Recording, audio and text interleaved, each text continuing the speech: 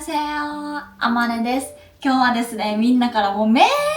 ちゃリクエストをいただいてたルームツアーをしていきたいと思います。私8月にこの家に引っ越してきて3ヶ月ぐらい経ったんですけど、家がね、8割9割ぐらい完成してきたので、本当はね、全部完成してからルームツアーを撮りたかった気持ちはあるんですけど、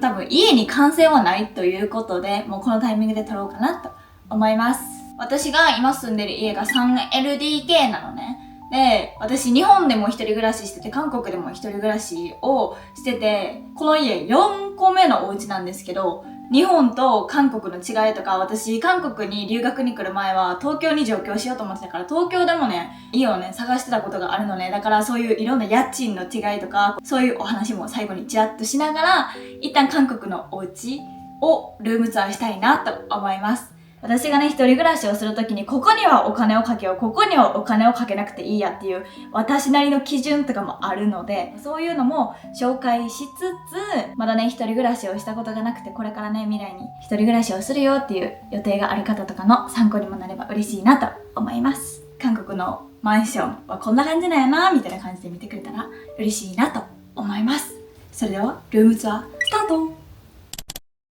まず玄関がこんな感じです。この端っこにはなんかね、何もないのが寂しいなと思ってディフューザーとこのなんていうのこれを飾ってます。で、私はディフューザーヘッドレス。これね、韓国ですっごい有名なブランドなんですけど、これめっちゃいい匂い、おすすめ。ここはね、全部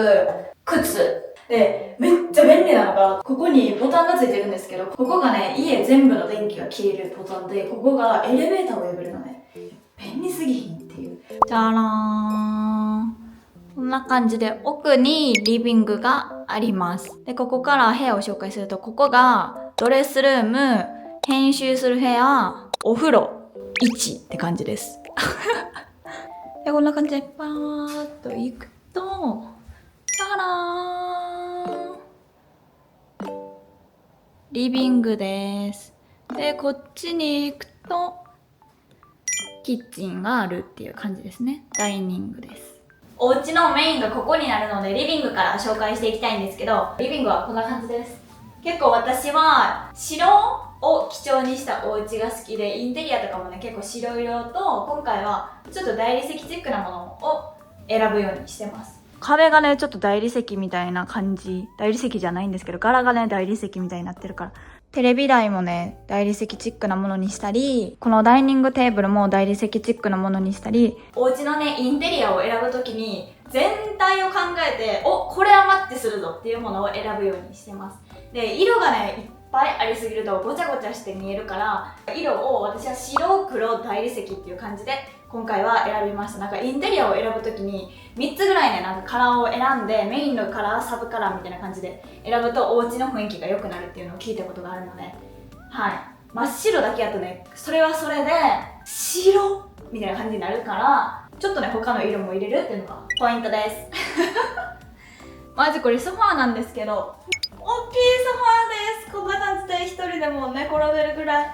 なんですけど、これはカサミヤっていうブランドのソファーになります。これは本当に買ってよかった商品の一つです。座ってみるとこんな感じです。この端っこにツリーがあります。クリスマス。アムールベアちゃんもいたりで可愛いです。ソファーの隣にこういうね、間接照明を置いてるんですけど、間接照明はオヌレチっていうサイトで買いました。で、この机もオヌレチですね。この下がね、ちょっとこういうボコボコってした感じで可愛いんですけど、この2つはもう数千円でゲットしました。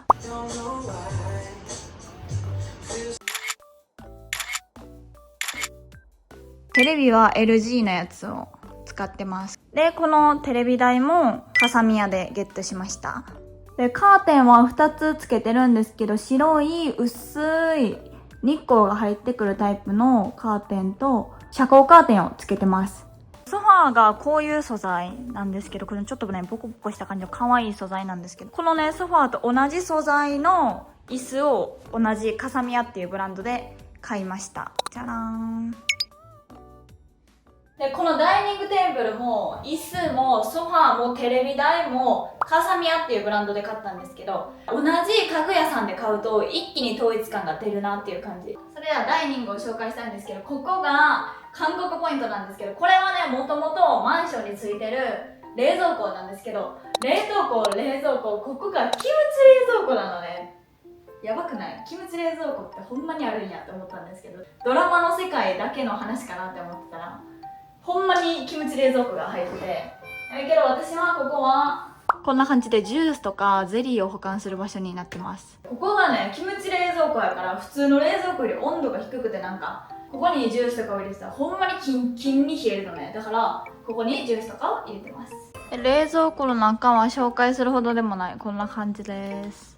冷凍庫広いのが一人暮らしにはね、ほんまに助かります。冷蔵庫がこの壁にね、こう埋まってるのもいいんやけど、見て、全部ここ収納なのね。ここ全部ここだから、これ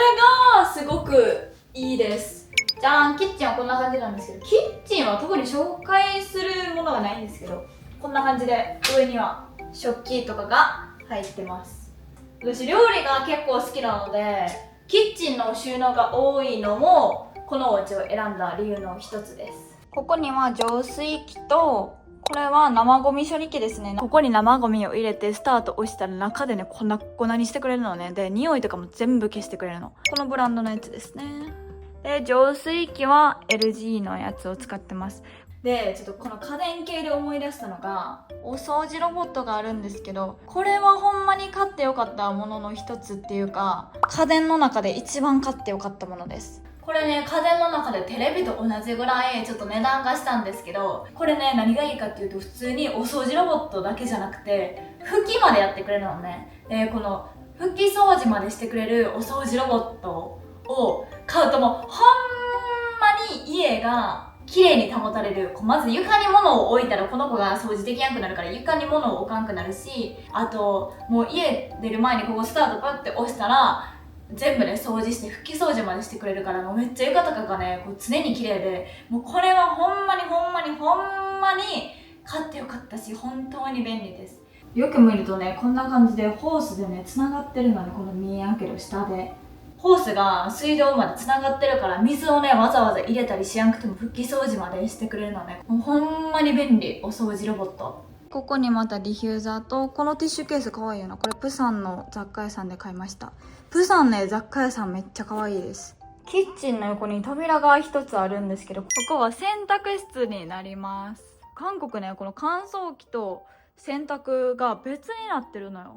これがね、定番らしい。で、洗濯干すのここだけって思う方もいるかもしれないんですけど、一人暮らしだったらね、これぐらいで余裕。このね、上から風が出てくるからめっちゃ便利。で、これも便利ですね。この2段になってる洗濯かご。この辺は生活感丸出しコーナー。柔軟剤はもう何年もこれを使ってますね。これ大好き、この匂い。はい、じゃあ次リビング以外のお部屋を紹介していきたいんですけど、どこから紹介しようかな。ここから行こうかな。ここは作業部屋になります。これもオヌレチっていうサイトで買ったんですけど、オヌレチっていうサイトを韓国に住んでる方いたらほんまにおすすめです。安くて組み立てとかまで全部してくれるの。だからもうめっちゃ便利です。ここがね、まだちょっと完成してなくて、こことかも空いてるからあれなんですけど、これ見てー、じゃーん前塗り絵してたの完成しました。見て、早くない？こういう絵だったんです。見てください。これね、もう大集中型で3日ぐらいで実は完成しました。はい、こんな感じで見えないところは結構汚めですっていう感じなんですけど、あ、これ便利。これここにカバンをかけてるんですけど、これもオノレジって買ったんですけど、こういうカバン掛けを一つだけでもね、置いておくと、カバンをね、床に置くとかの習慣がなくなって、これめっちゃ便利です。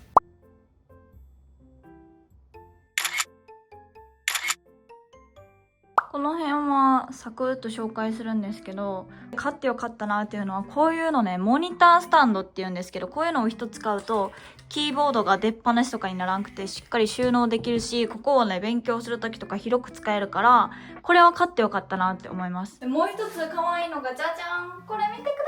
い。アマズがくれたジェラピケとルセラフィムのコラボ。これ可愛くて、もう私はいつもこれをこうやって編集しています。ありがとうアムズ。そうしたら次ドレスルームを紹介します。服が2段に分かれて入ってるっていう感じです。なんかこのさ、扉がないバージョンのドレスルームがほんまにドレスルームって感じで可愛いなって思ったんですけど、やっぱりホコリとかがあれをねたまりやすいから、こういう扉あるやつに私はしました。もう一個ね奥にドレスルームがあるんですけど、そっちはねこういう扉がないので、こっちは扉があるやつにしました。これ下に全部ボトムスがあるんですけど、こういうねボトムス用のハンガーを使うとこんな感じでこうやって収納できるのね。これめっちゃ見やすくておすすめ。じゃらーん、思い出大谷さんなどもここにあったりします。でここに収納棚が2つあるんですけど、これは2つともオヌレチップで買いました。でこういうのなんかあれなんですけど、私なんか全然サングラスとかなくて、なんか全然まだ飽きまくりみたいな。これはザラホームのアクセサリーケースなんですけど、これもね可愛くていい感じ。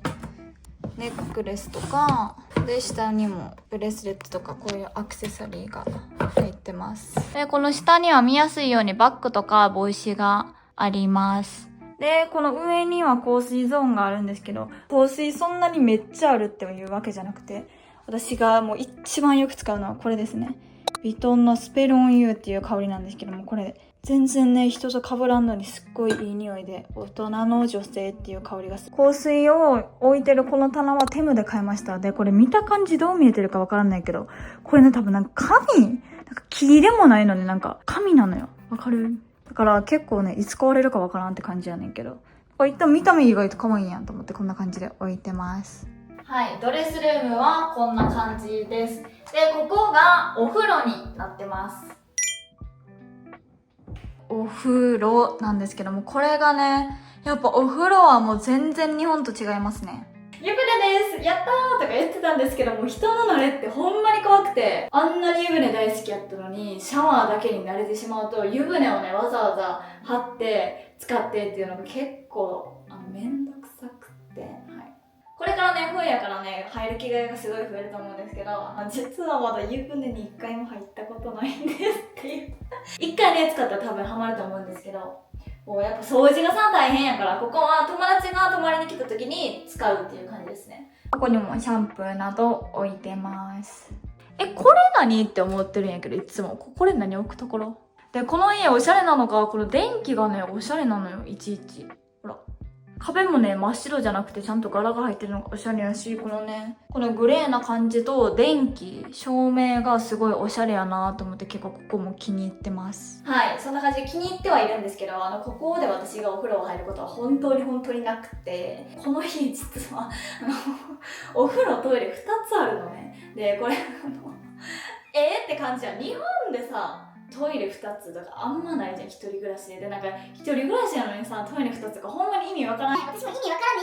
らんねんけど、韓国とかってこういう 3LDK とかのお家になるとお風呂トイレが2つっていうのが多いのね。なんかトイレ2つとかじゃなくてドレスルームもう1個増えたら嬉しいなとかも思ったんですけど、そういう家はなくて、トイレが2つあるんですけど、ここはお客さん用っていう感じですね。お客さん用って感じなんですけどはい、日本の友達が来た時に使うお風呂です、ここは。で、私が使う小さなお風呂は別の場所にあります。こんな感じで歩いていくと、ここがリビングじゃん。で、さらに奥に行くと、じゃらーん、ベッドがあって、ドレッサーがあって、ここテレビですね。で、スタイラー、服きれいにするやつがあって、で、この奥に行くと、こんな感じで私がいつもお化粧をしてる場所があって、こっち行くと私がよく使うじゃらーん、ドレスルームになります。で、ここにドレスルームがあって、こっちに私がいつも使うシャワー室があります。これ横トイレそれではちょっとこのゾーンを一つずつ紹介したいんですけど、このねベッドはこのフレームはオヌレチップって買いました。もうどんだけオヌレチップやねんって感じやねんけど、このフレームがね結構こんな感じでモコモコしてるのね。だからこのドレッサーもちょっとボコボコしたやつを選んで、これもベッドサイドテーブルもボコボコしたやつを選んでます。なんかねこんな感じでなんかインテリア選ぶときにこれとこれ横に置いてたら合うかなとかを考えて結構選ぶようにしてます。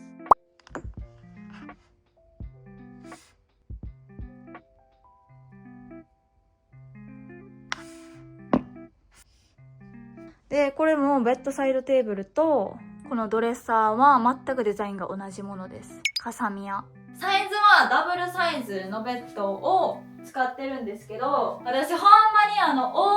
声でみんなにお伝えしたいんですけど、シーリーっていうこのブランドのマットレスを私は使ってるんですけど、これね、30万ぐらいしたのね、多分。なんやけど、ほんまにお金をかけて大正解やなって思います。ここで寝ると、もうどんだけ疲れてても疲れ取れるし、なんか、あまねて体力やばくねみたいに言われるんですけど、もうこのマットレスで寝たらほんまに体力無限大みたいな感じで、もう全部回復するぐらい、もうこのね、マットレスがほんまに気持ちいいんですよ。これ、家具とか電化製品いろんなもの買ったけど、一番買ってよかったのがこのマットレスです。で、ここにドレッサーがあるんですけど、私はここでメイクするっていうよりはいつも髪の毛をやってますね。なんか全然鏡真ん中じゃなくないみたいな。なんかもっと鏡をほんまこうやらなあかんと思うんですけど、なんかめっちゃ端っこにつけちゃったこっちに合わせて。けどそのおかげでこんな感じで物を置けましたっていう。ここは私がよく使うヘアケア系が入ってますね。このくるくるってする台はステムで買いました。で、ここにテレビがあるんですけど、これステンバイミーっていうんですけど、日本やったらスタンドバイミーで検索して出てくるかな。韓国人の一人暮らしのルームツアーを見ると、大体みんな持ってるのがこのステンバイミーっていうこういう移動式のテレビですね。これで YouTube とかも全部見れるんですけど、これね、この移動式がね、本当に良きですね。で、すぐ隣にスタイラーがあります。これは韓国に住むなら欠かせないものなんですけど、匂いとか服の汚いのとかを全部取ってくれるっていうのがこのスタイラーです。これ韓国のお家にはね、結構オプションとかでついてるお家も多いぐらい、韓国では結構必須みたいな感じのものです。ここが私いつもメイクしてる場所なんですけど、こういうコスメとかを紹介してたら本当にキリがないのでサクッといくんですけど。で、ここにはね、コスメが大量に入ってますね。で、ここ、下地、ミニティント、クッション、チーク、ブラシ系で、私ロマンドのティント大好きなので、ロマンドとか。あ、今日のリップはこれはIVEのウォニョンちゃんとか、TWICE のサナちゃんとかのメイクをされてる、その先生が作られてるブランド。これです。このティントを立てるやつは、100均ですね。ダイソー。これは無印でしょ。これ2段のやつを重ねてます。で、これは、テムかな。シャララーン。かわいい、見て。かわいい。なんかこの辺とかも紹介してほしかったら、またおすすめのコスメとか一気にまとめて紹介します。ドレスルーム。じゃらーん。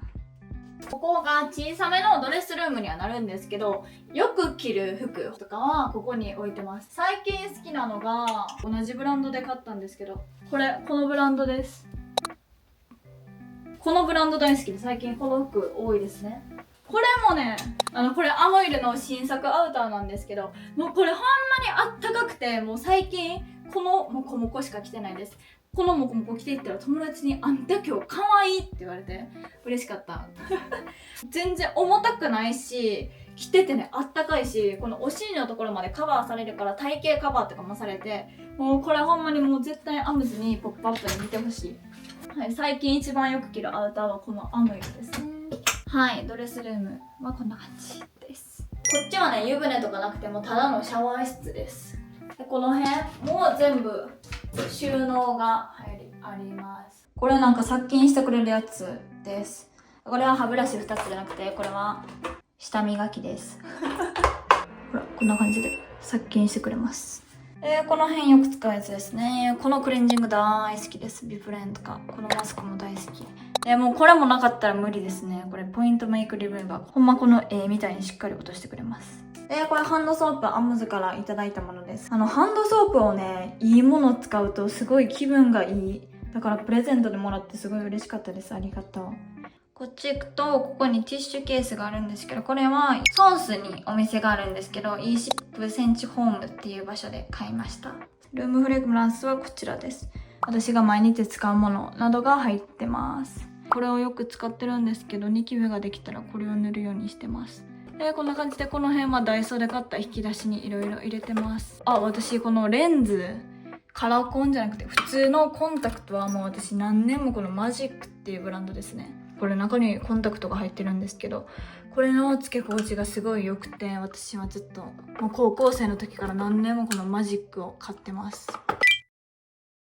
はい、こんな感じでルームツアーは以上になるんですけど、日本とはね、お家の作り自体がちょっと違ったりするから、そういう部分楽しんで見てもらえたら嬉しいなと思うんですけど、どうやったでしょうか。もともと韓国に住むんじゃなくて東京に上京しようかなって思ってた時期もあるから、東京でね、家探しをしてたこともあるんですけど、東京の家賃ってほんまに高いじゃん。私も東京やったら絶対この感じのお家には絶対に住めないと思うんですけど、東京でこの家やったらほんまにいくらぐらいするの？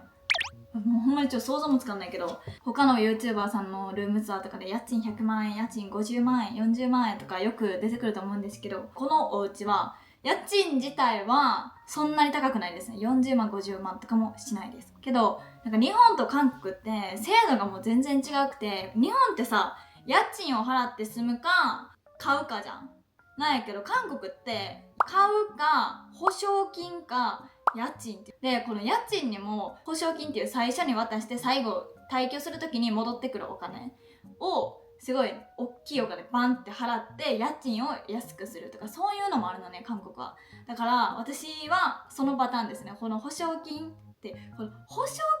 金の額が、日本ってさ、敷金礼金の金額って家賃の何倍とかじゃん。けどもこの韓国の保証金ってほんまに高くて、何百万何千万とか余裕でするのね。だからそういうまったまったお金をバンって渡す分、家賃がちょっと日本の東京に比べたら安いかなっていう感じですね。だから私は大学生時代、留学生時代にこうコツコツ YouTube を撮って貯めてたお金を渡してこのお家に住めてるっていう感じですね。その保証金っていうのは最後に返ってくるらしいんですけど、韓国で今もう保証金詐欺がめっちゃめちゃ多いのね。だからそういうのが難しかったなっていう感じ。もう外国人やしさ、こんな若いしさ、女やしさ、もう詐欺師からしたらさ、もうラッキーやん、多分。ラッキーでしかないから、そういう保証金とかは最後にちゃんと返ってくるように、もうほんまにこれ返ってこなかったら笑えやん金額ではあるから、ほんまに、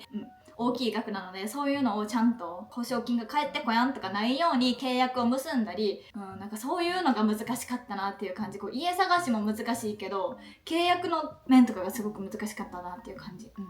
だからそういう詐欺とか合わんようにプロに任せて不動産の方にいろいろしてもらいましたねっていう感じですかね。はい。で、これ保証金だけの制度もあるのよ。もうほんまに何千万億とかの保証金を一旦渡して家賃なしで住めるっていうのも韓国にはあるのね。もうこの保証金制度っていうのはほんまに私がもうちょっと年齢がどんどん上がって貯金額がねどんどん上がらないと、その保証金制度っていうのはちょっと使えないんですけど、今の貯金額じゃ全然足りん。もう億とかいるから普通にもうやばいやん。そうだからそういうのになると家賃もなしでもうただ保証金を渡して出る時にはまた帰ってくるっていうそういう制度もあったりするし、あとはもう買うですね。もう買うはもうちょっともうちょっと夢の夢って感じで、そういう感じで韓国と日本ではね少し制度が違うので、この家も家賃自体は東京に比べたらすごい安いかな。けど韓国って外国人やから、私が日本人やからお家ダメですとか YouTuber やからダメですとか、そういう家の審査みたいなのはないのね。そのなんかお金を払ったら住めるみたいな。なんか日本ってさ、お家の審査めっちゃ厳しいじゃん。だからその面はいいかなっていう感じ。私が外国人で YouTube もしてるんですけど、それがこうお家探しの壁になるっていうのがなかったので、すごいそれは良かったなと思います。はい、こんな感じでちょっと長くなったんですけど、ルームツアーをしてみました。はい、もうちょっと引っ越すまでルームツアーをすることはないかなという感じなので、